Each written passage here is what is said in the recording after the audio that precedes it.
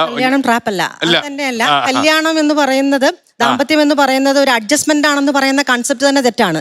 അത് തെറ്റായി. ഞാൻ ചോദിക്കുന്നത് ഈ കല്യാണം ട്രാപ്പാന്ന് പറയുന്ന ഒരു വിചാരധാര അത് വ്യാപകമാണോ?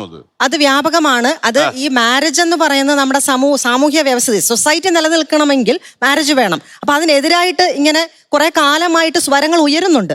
പക്ഷെ അതിൽ വീണു പോകാതിരിക്കുന്നതാണ് ഒരു സമൂഹത്തിന്റെ സ്റ്റെബിലിറ്റിക്ക് നല്ലത്.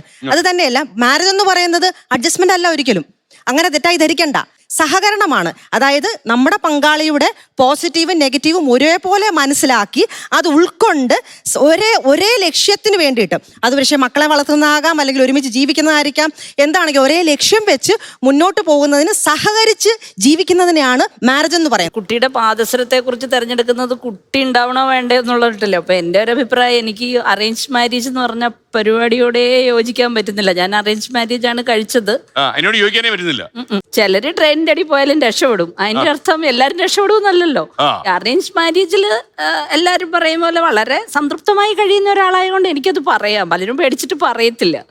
ഈ അറേഞ്ച് മാരേജ് വരുമ്പോഴാണ് ഒരുപക്ഷെ ട്രെയിനിങ് ഒക്കെ കൂടുതൽ വരുന്നത്. അതൊക്കെ ഈ കാലഘട്ടത്തിൽ മാറ്റിവെക്കേണ്ട സമയം കഴിഞ്ഞു. 3 പെൺകുട്ടികളുടെ അമ്മയായിട്ട് ഞാൻ എപ്പോഴും പറയുന്നത് അറേഞ്ച് മാരേജ് വേണ്ട.